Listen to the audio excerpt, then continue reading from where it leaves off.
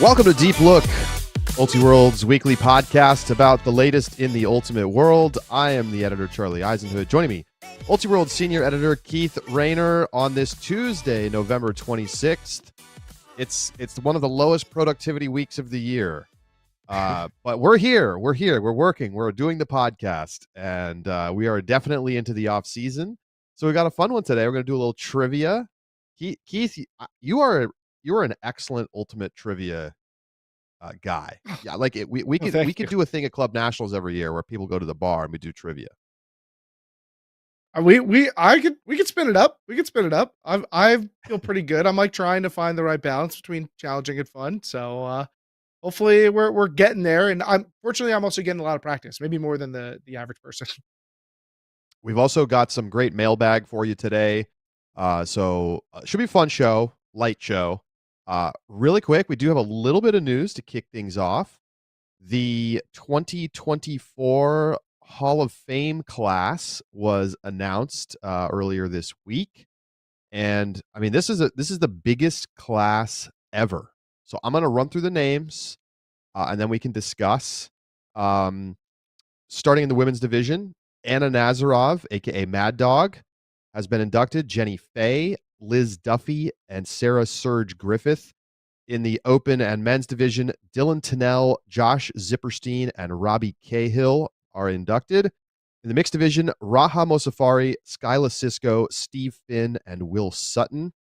For the contributor status, Will Deaver, currently working at USA Ultimate, Michelle Ng, Without Limits founder, Lynn Nolan, and Henry Thorne. Look back contributors, Charles Kerr and Bob Payares get in. And then in the look back players for the open and women's division, this is like catching up on the past, basically. Rick Geyer, Leslie Grayson, Toby Hankins, Susan Hawkins, Didi Kobalars-Singer, Mauricio Matiz, Mark Orders, and Liz Phillips. So quite the class. Keith, you got any thoughts? Well, Charlie, I want to ask. So, who's the least deserved? No, I'm just kidding. It's not that type of show. It's not that type of show. This is Atlanta heavy, so that's hype for me. Yeah, you got Duffy, Dylan Tennell, Josh Zipperstein, Will Deaver. There's a lot of Atlanta folks, maybe even some more. I'm not very familiar with the look back players, which go all the way back into like the 70s and 80s. That group, rather than the more current players. It is strange to see ostensibly contemporaries being put into the hall. Like I've spent time watching and covering a lot of these players, and like Robbie Cahill and even Zip and Dylan were kind of at like the forefront of when I was becoming a fan of Ultimate and like starting to learn more about the wider world. Skyla Cisco also in that group, but a lot of these other players, Mad Dog and Jenny Fay and Surge and Raha, like we've been talking about them a year ago, 2 years ago, a week ago in some cases. So it's a bit strange to see them entering the hall, but a big congrats to the group. I can't speak to every player, especially the folks from the older set, but of the players of more recent times who've been playing since like the year 2000, absolutely no complaints whatsoever. All totally deserving of being in the hall. Legends of the game in many cases. But I will complain. It is time to institute a rule. Yes, I'm going to complain. We must institute a rule. If you are actively playing in the primary club ultimate divisions and you're at Club Nationals, you should not be eligible to get into the Hall of Fame. Like, I was already a little annoyed when Dom Fontanet got in a couple years ago while she was still playing. But now we have people who are literally on the national team in this year getting into the Hall of Fame. Now, I'm not questioning their candidacy in the sense that, like, obviously they are Hall of Famers. Mad Dog is a mega lock. Like, that's not in question. My problem is that why are we hurrying to put these people in the Hall?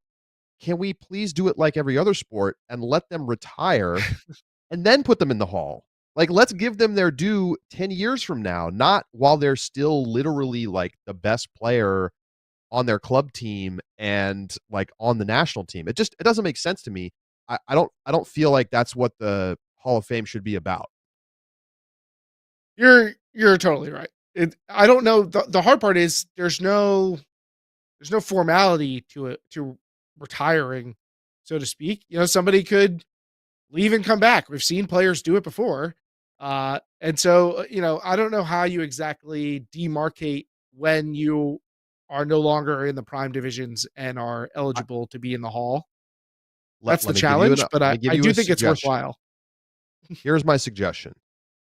You have to be you can decide whether it's on a roster or simply at club nationals. But I think if you want to say you can't have been to club nationals, the primary club nationals, you can play masters, you can play beach. I don't care about any of the other stuff. Primary competition club nationals, you can't have been for 5 years to be eligible for the hall.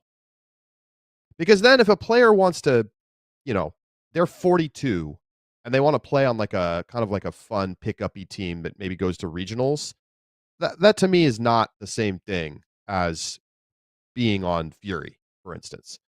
So then, you get that space and it's easy enough to determine whether they're eligible or not because if they go back to club nationals, it resets their clock.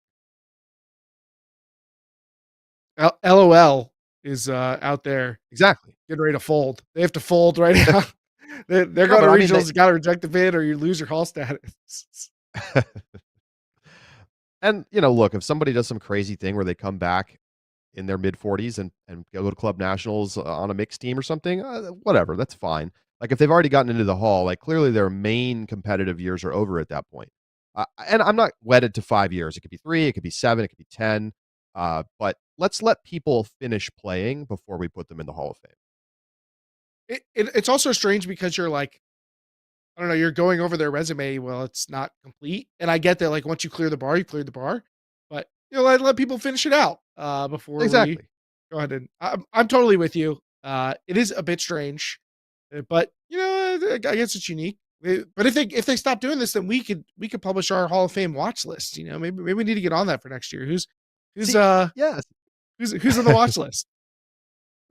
Again, I am not questioning in any way that Raha and Mad Dog Right. deserve to be in the Hall. That is, they're locks. That's the reason they're being inducted so early is because they're so obviously locks that they put them on the ballot. What I am saying is, do not allow them to be put on the ballot. There was a big controversy about this in disc golf, actually, because they put Paul Macbeth on the ballot a couple years ago because they didn't have such a rule, and voters were like, he shouldn't be in yet, and they didn't vote him in. And then there was all this controversy about him not being a first ballot Hall of Famer, even though like the process was the problem, not the fact that he's obviously going to be in the Hall of Fame.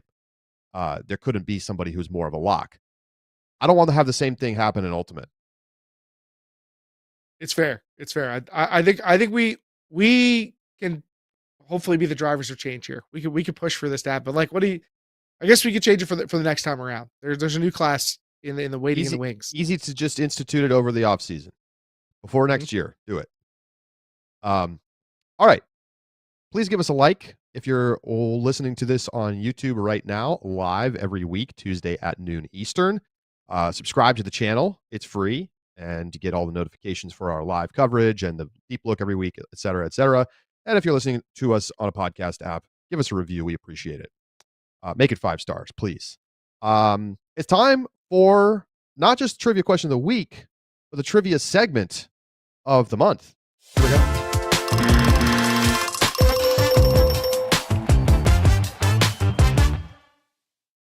Keith, please don't make it Hall of Fame trivia because I'm going to struggle with that. Look back, Hall of Fame trivia. I actually had to email the hall to get these pieces of information because I was not aware. No, we've got we got like a 3-pack, some of our greatest hits of trivia. But we'll start out with just a simple, basic trivia question, Charlie. I was looking back since we started taking our Edge statistics, which for those who don't know is our own custom built uh, advanced ultimate statistic that takes yardage, goals, assists, turnovers, and does some weighting to account for the game environment, and then spits out basically an all-in-one contributor score, like how much were you contributing to the game. So that's what our Edge number reflects. We have those for the club finals going back for the past 3 years to 2022. And somebody had brought this up to me, Charlie. Who has the highest, not what is, who has the highest edge score recorded in that time period in a club final? What do you think is the best individual club final performance of the past 3 years? And can you give me the number? Like, what was the edge score? Yeah, that number was 4.93. That's very good. That's very It's good. very that is very high number. Over 4 is very good. Around 5 is like an incredible game. Um,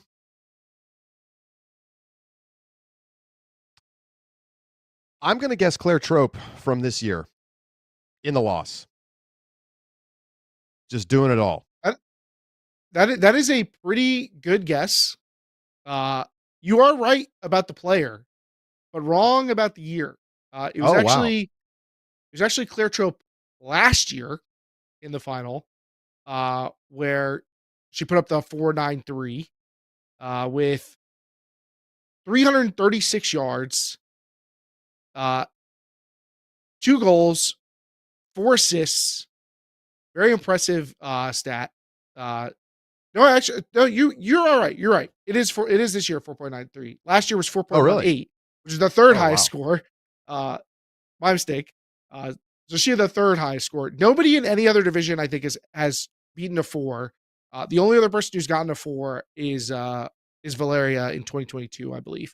So this is rare air for Trope's level of dominance in the women's division. I'm curious though of why maybe we're seeing these big stat lines, particularly in the women's division and not in men's or mixed. But Trope it could just be down to the individuals. Trope is a dominant star. Yeah, I mean, I think there's definitely an element of that. I think it also has a lot to do with role. Um, if you have a super talent who's gonna be taking a lot of the shots, they're gonna pile up yardage in a way that maybe isn't gonna be as clear for a team that's kind of more distributed or has, like, more balanced roles. Um, it also has a lot to do with the style of game that is played, right? Like, in a blowout, you're gonna have a hard time running up an edge score because generally edge scores accumulate to O-line players. And so if your O-line's not on the field that much, the defense is only gonna have so many opportunities to get a big edge score. Now, if a defensive player gets a bunch of blocks and then is also heavily involved on the offense after turnovers, then they can put up a big edge score. Like, who was the edge leader for Rhino this year in the final? I'm going off of memory. But I don't want to do that. So I will look it up for You you. have the numbers, do you Uh, not? You yeah, we have them. So I will pull up. Rhino's edge leader was Micah Glass with a 2.19. Yeah. So, I mean, he's obviously mostly playing O. Um, I mean, he just had a Exclusively. monster game. Like, did he even have a turnover? Like, that's the other thing. You No, gotta play a really he had he clean had game. he had 1 goal, 1 assist, 1 block, and 238 total yards. Partially, it's because everything's so distributed for them in this game. And Right. they have Right. Henry Ying as a 1.75, and they have a bunch of guys with ones, but very few people had big stat lines. I mean, again, that's the nature of that style of game. Um, so yeah, that's just some quick thoughts on it. But that's crazy that Claire has basically done a 4 plus in 2 years and not one. Gotta get her Yeah. some help. Guess in the chat for Alex Atkins is a good guess. I think he did lead Bravo in the year that he was in the finals. I do think that he was their leader, although exactly even with the leader of the opposition, which was kind of a crazy stat. All right, our next piece of Can trivia, I Charlie. You just ready? really quick? Please, Yeah. Claire Trope, do not go play for Fury. Please don't do it. Please don't do it. All right, let's go. Yeah, I don't know. You might get that for like next year. I don't know. All right. Our next piece of trivia. We're gonna do some guess the player. The people love it. So Charlie, our guess the player. For those who never played before, I'm gonna give a few hints about who the player might be. And as we need more hints, we will add to the information until we get to our player. All right. So your starting hints. This player has been to nationals each of the past 3 years with a different team. They are a former U24 national team player, and they reached the college championships in 3 consecutive years as well. Ooh, U24, 3 years of, uh 3 years of college nationals And and 3 years of club 3 nationals with 3 different years of teams. club nationals with 3 different teams. Hmm.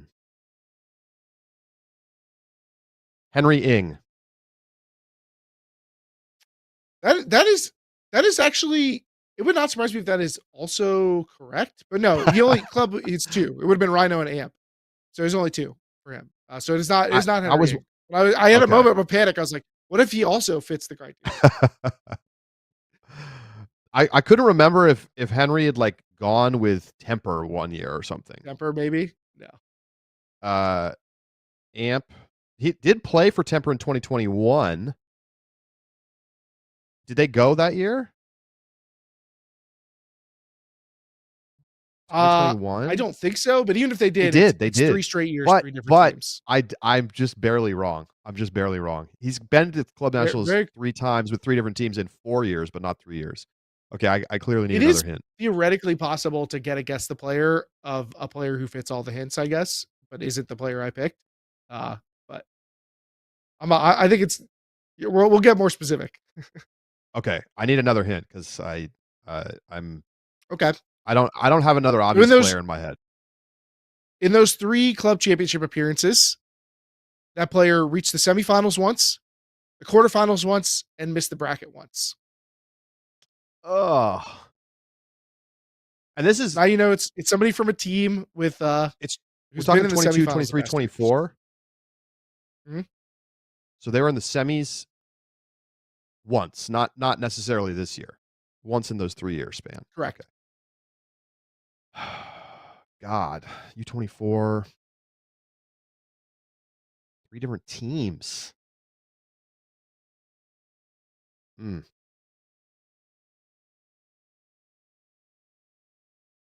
I think I need more help. All right. Is Next hint. anybody helping me out in the chat right now?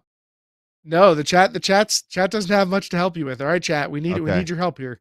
All All right. right. This player was an anchor member of that college team that they went to nationals with for 3 years. And That's part no of that surprise. time, he was a star player with his brother. With his brother. Could it be Henry Ing still? It's not. It's not Henry. I don't think it's Michael either. Um, although he did but he's been on Revolver for a couple years now. Yeah, he I don't think I'll have the 3 straight teams, 3 different teams, 3 straight He years. did make semis this year. Okay. So brothers, both stars, U24s. I'm gonna be really mad if I don't get this because I definitely should get it at this point. You Uh, finally there is a guess in the help in the chat, which is a chart talk. I'm not I don't gonna know look which yet. chart talk's being guessed, but Oh. That doesn't seem right. it is not correct. I don't know if did Oliver play College Ultimate? Probably, but I don't recall where he played. Um, Brothers, U24. Ah, I don't know. I can't think of it. It's a hard one, huh? Okay, we got you stumped. All I right, guess I'll give you so. 2 more hints here. This Okay. player was born in Venezuela, and they played their youth club ultimate with Flying Pig. Cincinnati. I've Okay, Agami. Axel Agami. that is correct. I gave you the best hits for last. It is Axel Agami Contreras, I did not know he who was has born in Venezuela. qualified. That's a great fact. He was, and he qualified with Exist Hybrid, which is who he reached semifinals with, and Cocktails. Laura Ah, Osterlin has it in the yes. chat. Axel Agami. So there you go. Nice. That's a great one. That's a great one. That's the toughest one yet, Keith.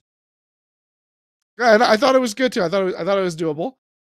So I credit to EMF and Laura for getting there in the chat.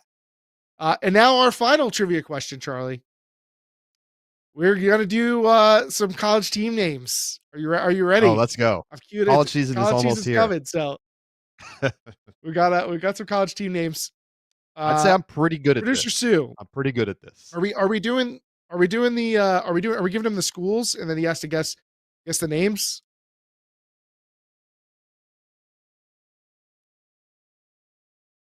Okay, so we're gonna Charlie, you're gonna have a word bank of the schools, and I can read them off for our listening audience, and then Okay, I'll give perfect. you a nickname, and you can try and match it up with the school. Because Okay, got it. I think this set's gonna be hard for you. Oh boy, there's some obscure ones in here. I know All a right. couple of these. I think. Oh, good. So we got the Cincinnati women's division team, JMU in the women's division, Johns Hopkins in the men's division, Kennesaw State in the men's division, Lewis and Clark in the women's division, Smith College in the women's division, South Florida in the men's, Texas State in the men's division, UT Chattanooga in the women's division, and UW Lacrosse You in know, the men's division. Are you ready, okay. Charlie? I'm ready. I am ready. All right. Our first one is Artemis. Hmm. Lewis and Clark women's. That is correct. Ding ding, Charlie, with the opening win there. All right, That's our honestly, next. I would never have been able to tell you the name without knowing this list. But there was like that's like when I'm doing a I think you crossword would have been in puzzle, and trouble. it just like deep in my brain, I knew it was Lewis and Clark. There you go. All right, All your right. next one is Moxie. Oof. Moxie. I'm going UT Chattanooga women's. That is correct. Let's Wow, go. Let's go. Charlie with a snipe on Yes. UTC Moxie. All right, your next one is That just felt like a Buckets. Southern team name. What's the next one? Buckets. Buckets? Buckets. Honestly, I did not know this one until I was doing my research. Uh Texas State men. That is correct, Charlie. Let's Very impressive. go. Even the chat has been a bit stumped by some of these. All right, your next one is Bitch Monkeys. Um I definitely should know this one. I think it's JMU women's. That is correct. I thought that was going to be one of the easiest ones. So that is correct. Uh, how about Toxic? Uh-oh. Toxic. I'm gonna go Smith women's. That is incorrect. Damn Incorrect. it. All right. I guess Uh, do I just we just keep going? You shouldn't tell me yeah. which one Let's it just keep. is. Well, yeah, let's just keep going. I'm going to I keep think it's going. better that way. We'll just keep going. I agree. All right. The next one is Danger Zone. Hmm. I'm gonna go Johns Hopkins men. Really? Why? I don't know. I mean, it's right, but Oh, we used to play Danger Zone. But I just thought I'd throw you a curveball there too. How about Scallywags? oh, that's easy. That's South Florida men's. Okay, I felt pretty good that you would That's get Scallywags. they're a warm up staple as the host team, Exactly. and like I thought you once might. every I thought you might get 5 that to one. 10 years, they're pretty good. How about Bad Luck? Bad luck. Bad Luck. Bad luck. I've never heard this one. I've never heard this one. Um, This was also new to me. I'm gonna go. Like, why would a team be called Bad Luck? I'm trying to think. Like, is there like a play on the team name? I'm gonna. The only ones I'm super unfamiliar with on this list are Smith Women's and UW Lacrosse Men's. I'm gonna go UW Lacrosse Men's. It is UW Lacrosse men's. That is correct. And it's bad luck with no K, just bad LUC. Uh, so Mm, my guess is it has something to do with the LUC lacrosse. I don't get it, but you got it right. All right. How about Lunadisc? Luna Disc. Is this like, but not Luna because that's Emory. Not Luna. That's Um, Emory. Luna Disc. This got to be Smith Women's because I don't know this one. There it is. EMF's pumped to have nailed to have also nailed bad luck. Smith. This is finally many people have guessed Smith. This is actually Smith. Is Lunadisc. All right. So you're in good standing, Charlie. All right, I'm just Uh, gonna think what's how left. about The only ones left are Kennesaw State men's and Cincinnati women's, I think. Let's go. that's right. How about Parliament? You got a 50-50 Kennesaw shot State. here. That is Kennesaw State. So that tells you that Toxic was Cincinnati women's division team. And that's your full list, Charlie. You did pretty well. You only missed one. I will definitely take that.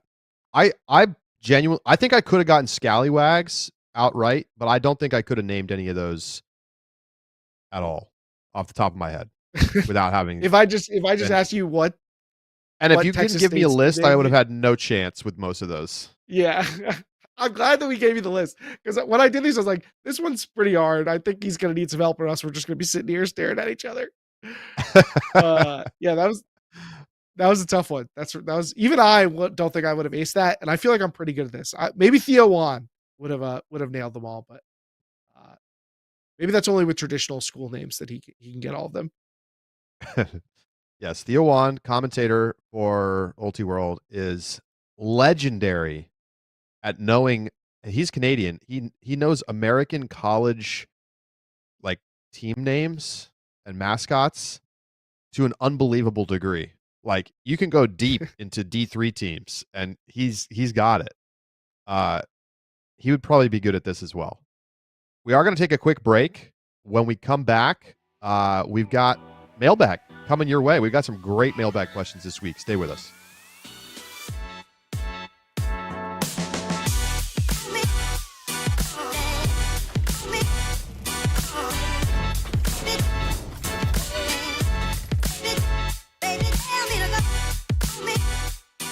All right, we're back on Deep Look, and it is time for some mailbag. But before we get to our first question, next week, our Send It Back series continues. If you are unfamiliar with Send It Back, we started it back during the pandemic.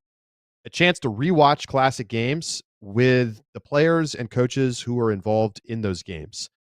We had a great one last time, just last week, with Calvin Brown and Ben Dameron looking back at the college national semifinal between UNC and Cal Poly Slow from this year, a classic game. And it's super fun.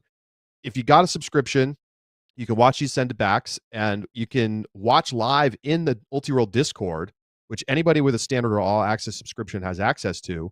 And so there's live chat and the players are right there engaged. And coming up next week, we're off for Thanksgiving, but next week on December 5th at 8 p.m. Eastern, we'll be looking back at Ring of Fire versus Pony in the Club Championships final in 2021 with Saul Yannick and Chris Kocher. So this was an amazing game, by the way. One of the cleanest club national championships games that you'll ever watch. So that should be really fun. Keith, did you enjoy the first edition this year? I did watching Calvin and Ben chop it up over a crazy game. I think Ben said he had only seen the end of that game once since it happened. Watching Yeah, Dark it's tough to Side's watch that back. collapse. So yeah, he handled it well. He handled it well. All right, so set your calendars. Again, it's December 5th, 8 p.m. Eastern. Saul Yannick and Chris Koch are breaking down Ring and Pony Championship Final. Now, mailbag time. Keith, you want to grab the first letter? Charlie, next year, can we do a literal mail? I want you to mail me the question. I want the question to show up at my house and I have to open the paper. I want to hear the rustling. I need the What tactile mailbag. I like it. I like it, but what are we going to do for the people who send in? Because no one's going through all that and spending money on a stamp just to get their question read on Deep Look. We'll send you back some stickers or something. Maybe we'll just Charlie, you Yeah. just take all the questions that get submitted and then print them out and mail them to me. At least give me the sensation. I'm not doing that of unless receiving you send me stickers. the actual letter. Yeah. All right. Our first question then. Let's start with this one. This one comes in from Edward. If you could pick one program, college, club, semi-pro, international, I guess, even, to take over as the GM and rebuild, who would it be and why? One program to take over and rebuild. Am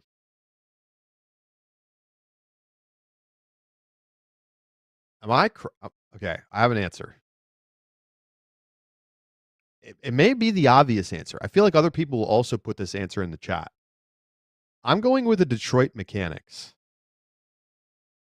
I mean, the bar is so low that you're guaranteed at least, 5 to 10 years of time as GM. And here's the thing.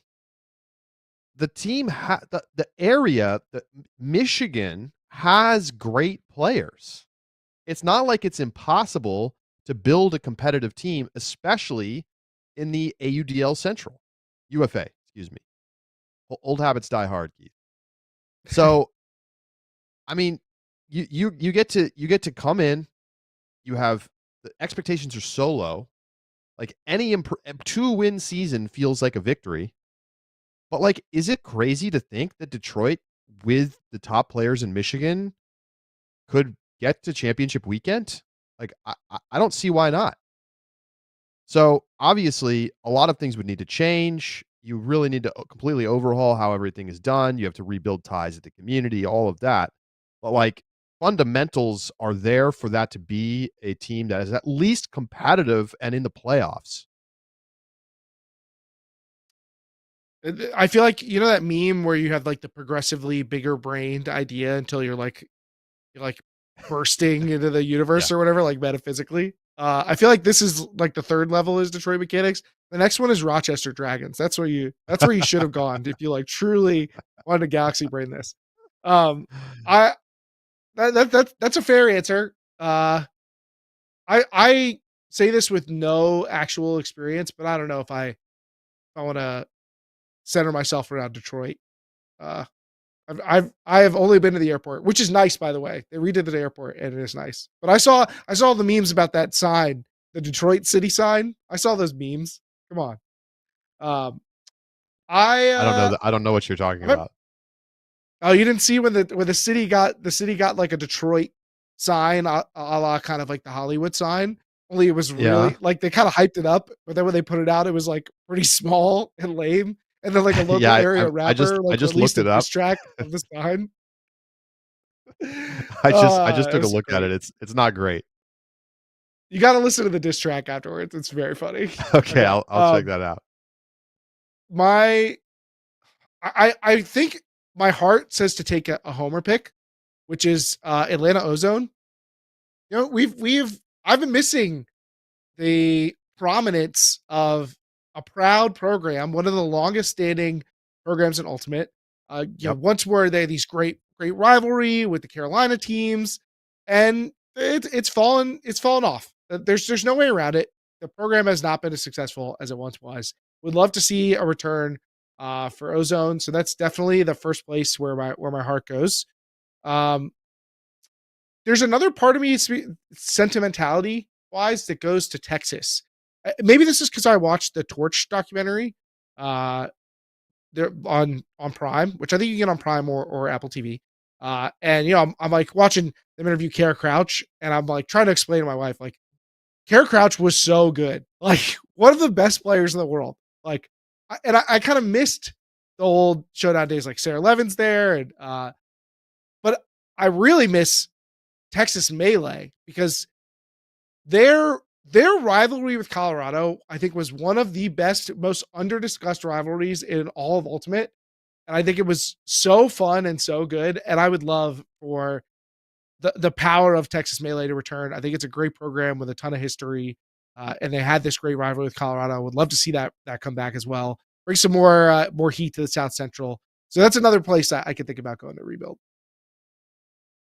Those are great answers. I'm trying to think, like, What about the some of Hodags? it's like some of it would just be hard. Hodax is a pretty good answer. The problem is some of those are structurally in a bad spot.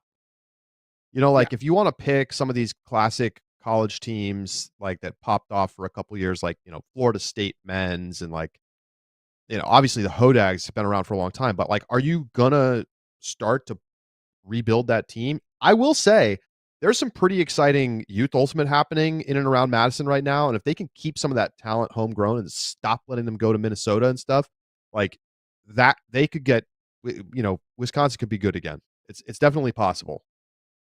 I I don't know if I'm ready to take on that job though.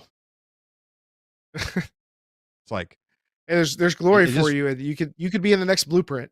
You know. yeah, but I mean, like, what's the upside? Like, I guess you have to figure out how to start doing recruiting. Maybe that would be part of your job as a GM of a college program, because that's what Wisconsin needs. They need some out of towners to come in. Stop letting everybody go to cut. All right. What? Yeah, yeah. They could use a little talent injection. That's definitely accurate. What's next in the mailbag for you? What are you pulling out? Okay, let's take a look. Actually, this is a nice one because I think it gets into what's coming up, which is the college season, and this is not something that we've talked about in quite some time. Um, this one comes from Emp, who is in the chat right now. Are there any changes you would like to see to the college ultimate ecosystem?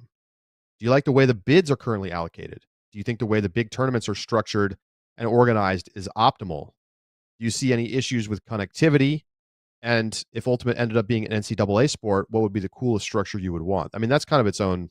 We can maybe leave that last one for a separate discussion if we want. But um, college season, a little bit more open to how the teams want to run things, and then USAU just handles the series. Do you want to see things stay the way that they are, or is it time for more updates to College Ultimate? Uh, I'm not sure exactly how like much room to dream I have here. I think Let's say that you have as much room as you want. This is the right, mailbag. like I think we talked a long time ago about probabilistic bids. I think reimagining some of the bids being given out that way could make some sense.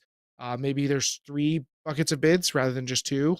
Your auto bid, your probabilistic bid, and your strength bid. Um, because I think that yes, there's all like right now the way the bids are done. I know there's always somebody who feels left out, but that's going to be the case I think with pretty much every system. And I think right now is actually a pretty good place.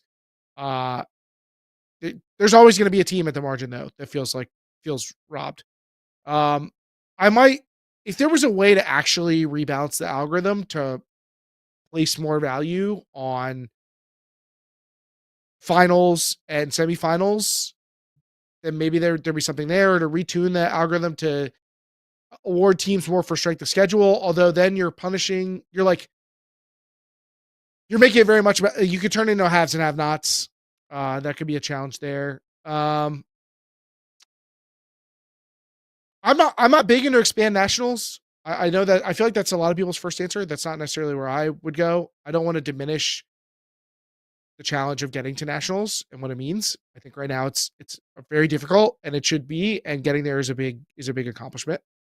Um, I would, however, we've kind of floated the idea like if USA Ultimate basically did what they did with club regular season in college, if USA Ultimate took over some tournaments, could we see a better balance of where tournaments are hosted?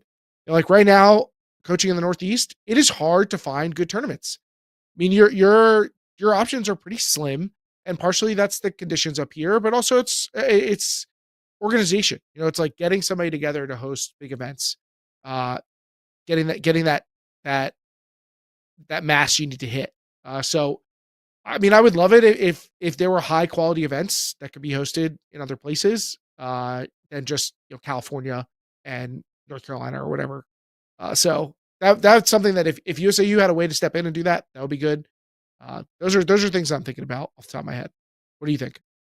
Well, I think it is an interesting thing to consider what it would look like if USAU got involved and ran like a, TCT college. But is that really gonna improve things? Like, I have a hard time That's seeing what, unclear.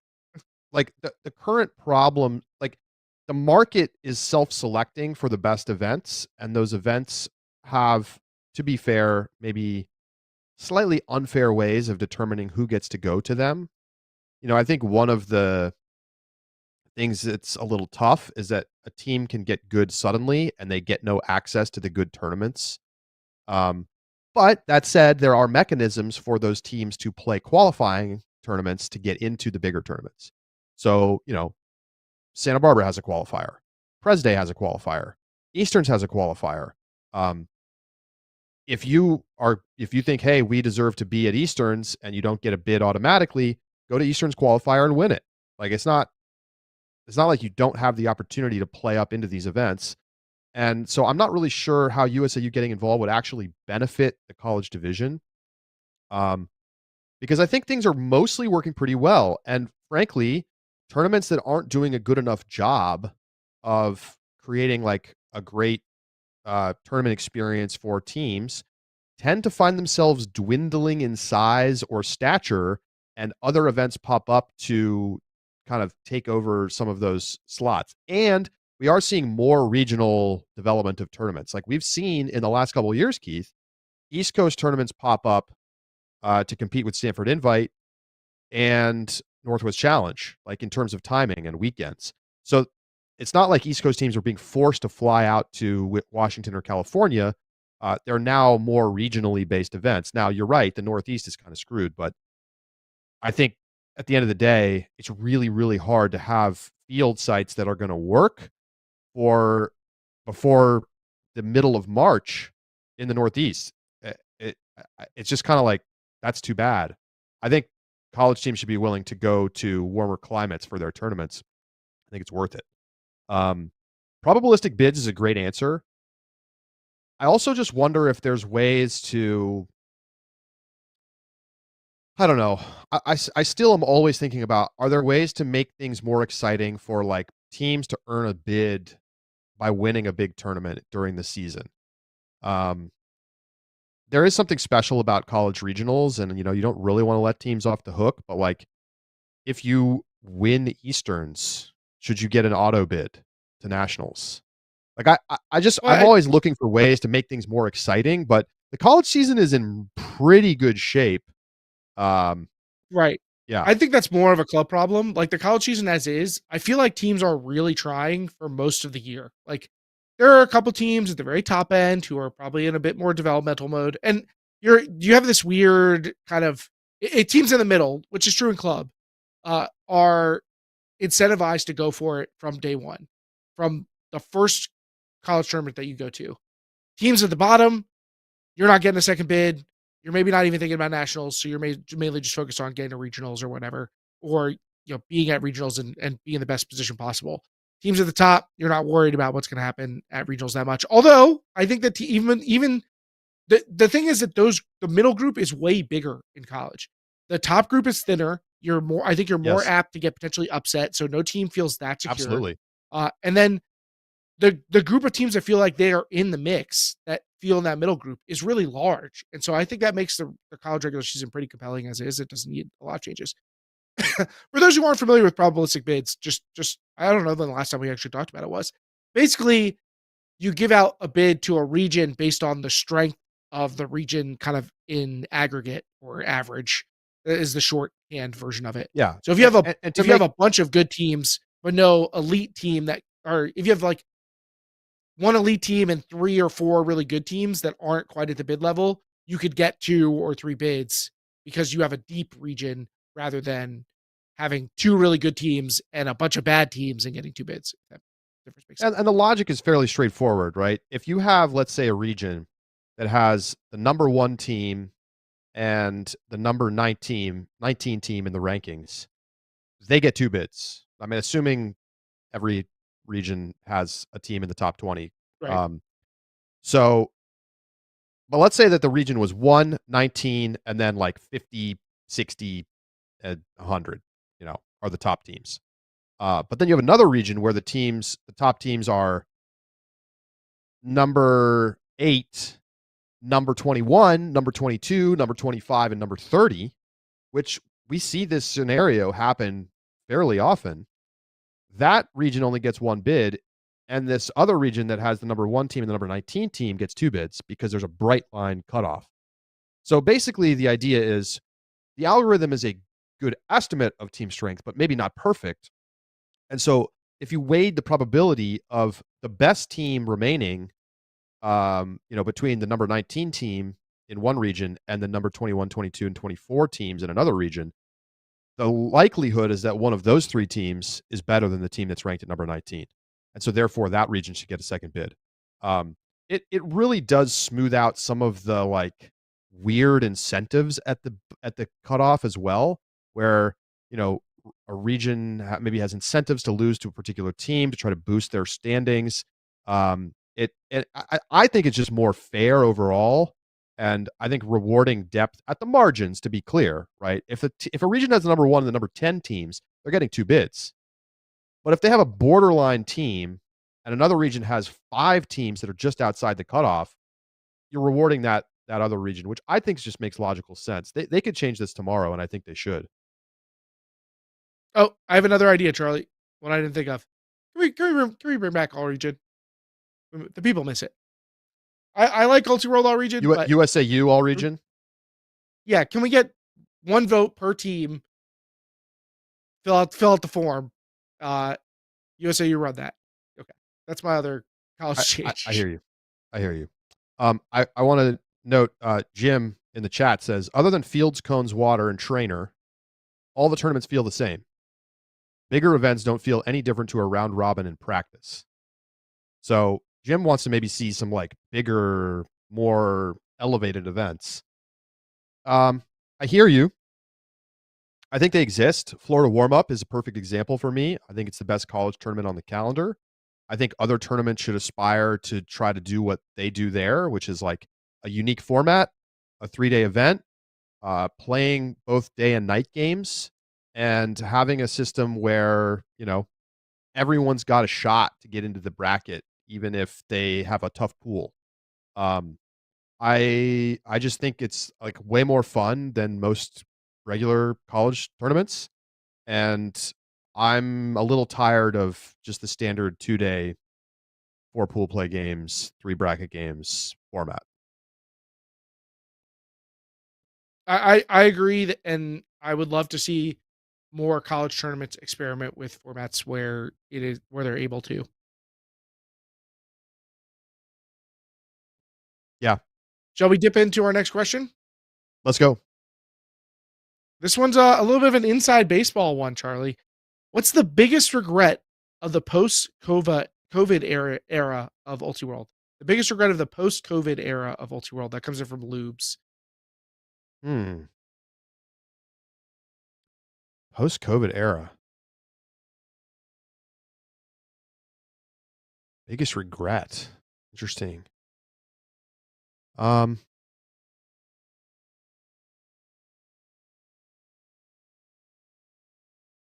feel like I need to think. Do you have something in mind, Keith? I need to think a little bit more. Yeah, yours should be not submitting an all club ballot so you could vote for Joe White. Based on last That was last week's bad. I conversation. don't know. I don't really know what happened there. Just a lot going on with World Masters and stuff. I'm sorry. Just kidding. I know That is why a you don't regret. submit one, but That is a regret. Uh, the biggest regret. I don't know. For us, it's probably something like how we allocated resources for a tournament, probably something like that, like or through the schedule, like maybe choosing to film or not film this tournament or something like that. Uh, or not formatting the broadcast in a certain way or our coverage in a certain way. Like ideas that we've come across now is how our broadcasts have evolved. Maybe there's stuff that it's like, oh, it would have been cool if we could have come to this idea earlier. I don't know. Maybe we had the technology for the roving camera for Field Pass. And we could have been doing this prior to this year, but I thought it really elevated the Field Pass broadcast. So maybe there's something there. Yeah, I think like we've been trying to be really pushing the envelope a little bit and being more innovative with technology as we move forward. And really, since COVID, like, have been a lot of changes on that front. Um, I think not trying to do some of that stuff earlier is like more of what would be on my list as opposed to like post COVID era is like specifically the framing of the question. Um, I feel like we could have done field pass for college nationals earlier. Um, and like that could even include 2021 college, and that was in California, right? And then I don't think we debuted field pass until 2022 pro champs, if I'm not mistaken. So that would be something. I'm sure I'm missing something obvious that I feel like I wish we'd done differently, but it's not coming to mind at this moment. uh, the hot ones bet is that is that a regret? I'm sure I said many things on that Hot Ones episode that I shouldn't have said. If The you wings haven't were checked it so out, cold by the end. check it out. Can we They have were, and reheated them? Was that and allowed? I wish we had done that. I feel like that's true to the nature of the actual show, right? They're sitting out there getting cold the whole time. Oh, the icy wing was not pleasant to eat I don't see by the why end. that's the problem. Like the hot sauce was the tough part, Keith, not the cold Yeah, wing. but we can't undo that part. Yeah, you gotta eat that part. Um, I, What's by the what way, else you got in the am gonna bag? buy Oh, one of those hot sauces again because I liked it so much. wow. The smoky Plug. jalapeno one, Okay. That's impressive. delicious, delicious. Okay, let's get another question in here. I'm not ready for that one. Okay, how about this? This is just more of a discussion topic. This one comes from Tony Leonardo. I think that a Division III NCAA school like Sul Ross, for example, spends more on their basketball program than the entire landscape of collegiate ultimate. What are your thoughts? Hmm. Uh, I mean, they're it's just totally different. I guess Tony's question was, is this true? I don't know if I could verify that. It's they're able to generate revenue, right? They're able to sell. I imagine you could find Soul Ross games on TV. Also, a lot of college sports are covered in costs by the like two that generate revenue. Even if they do generate revenue, like there's a lot of money involved in big time college sports.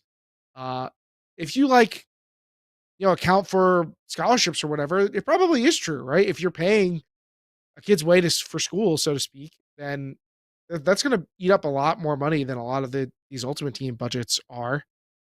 It's hard when you're not able to generate revenue as a sport, right? And college ultimate is basically unable to do that. There's very little money going towards teams or programs. What money is exchanged in college ultimate? Basically, tournament fees, uniforms, and membership costs. Right, like that's like it. Nobody else is spending money on anything because we And for can't the lucky monetize the product really. for the lucky few colleges that support the ultimate club teams. NYU, I don't know the status these days, but when I was at NYU, they were paying for our hotels and transportation to tournaments, which I'm aware is a very privileged spot to be in for a college ultimate team. Um, that came with restrictions, but it was very, very nice. Um, you you pay the price at NYU in your tuition. Um, but They're no, giving you your money I back, really. first of all, there's no way it's true that Sol Ross spends more on their what was it, the basketball team than all of college ultimates economy combined. No way. But the point is basically right. The thing is, like, what's going to change that? Like, what is going to change the way that this works? College teams are not going to be interested in increasing bid fees, right? This is something that I complain about because I want to see tournament directors be able to make a business out of it and succeed and not get burned out. But the majority of college ultimate tournaments are being run by college programs who are getting fields often for free and are doing everything to keep the costs to an absolute minimum. And that makes sense. These are college kids. This is not club ultimate. It's a different thing. So what I think needs to happen is that we need to pour resources into college nationals even more so. We need to make it I think it has the potential to be the biggest ultimate tournament on the planet in terms of spectatorship. Like you can get alums to come out. You already got family and friends coming out to some extent, but there's not a whole lot being done to really make like it a party. Like we should have entertainment and beer garden and all. There's I think there's a lot of low hanging fruit that's still not being tackled by USA Ultimate, and I really want to see them do it because I think that the tournament has a lot of potential. And you get it big enough, and then that starts to make more people get excited about Ultimate, and who knows, like long term, there's growth there. But I think it's not like we're going to see colleges start to really pour money into Ultimate teams, and we're so far away from NCAA being a possibility that like we shouldn't even really consider it. Just for reference, and this is from collegefactual.com. I do not know how verifiable this website is. It says that Sol Ross brings in $5.3 million in total sports revenue and spends $5.1 million in total expenses, and that men's basketball is one of their three profitable sports and makes the most money at about $40,000. So I do with those numbers. The I profit. don't have more. Yeah, their What's the budget college ultimate is economy? visible, I guess, online. The GDP of college ultimate is more than $2 million, I think. Are you're counting like flights and hotels, right? Basically, money that Absolutely. totally exits ultimate Absolutely. and goes into. Or is I would spent be more interested in the. ultimate to ultimate. Yeah, I'd be more curious ultimate to ultimate how much is spent. I think what's the The travel GDP? part 10 is like million? Would be you're my the guess. econ guy, Charlie. That's my ballpark number. So bigger than Sol Ross, but not bigger than any D1 basketball team. Not bigger than probably Um, Sol Ross's whole conference, maybe. definitely not. All right, one more. Keith, what do you want to tackle? Uh, is it selfish to do my own question? I had somebody submit a question that I wanted to talk about. Okay, Um, then do it. This all is right, this is if our we had podcast. You get to do whatever you want. this comes in from Marv. Yeah, I guess I could just ask the question. I don't need somebody to submit it for me. If we had rich statistical tracking that you see in major professional sports, and lots of data, what stats would you want to see with those? What would you want to see be created? Like if we had all the stats we wanted, Yeah, if um, you, I mean, within reason, yes. we need an entire universe of defensive metrics that we don't have right now. Beautiful. The That's only totally what I would defensive say. metric that we realistically have at this time is blocks. And so I would like to see on off matchups. I want to see like how's the offensive player doing with different matchups on them? Like if they're getting way less yardage when they're covered by X defender, even if X defender isn't getting blocks, like that's something we can't quantify right now in Ultimate. Maybe you know it within your own team because you're like, well, when that person guards me at practice, I can't get open. But we, that's the spot where we have very little data. Like offensively, we have a pretty good ability right now to measure performance through yardage and huck percentage, goals and assists. Like that is trackable now. But if we had like tracking camera systems, you could do so much more in terms of like who's best at hitting tight window throws. Um, what defenders are causing, like even simple stuff like we're getting turnovers when these players are on the field. Like theoretically we could do that now, just like on off stats like they have in the NBA. But there's so many things like that I bet there's players out there who are not obvious offensive contributors from a yardage perspective, yet make the offense run better because they consistently get open at late stall counts or they create space really well. Sort of those like middle cutters who are kind of just Mhm. like out there touching the disc once or twice a possession, but are really good at helping the rest of the offense work well. On off numbers would help us see that better.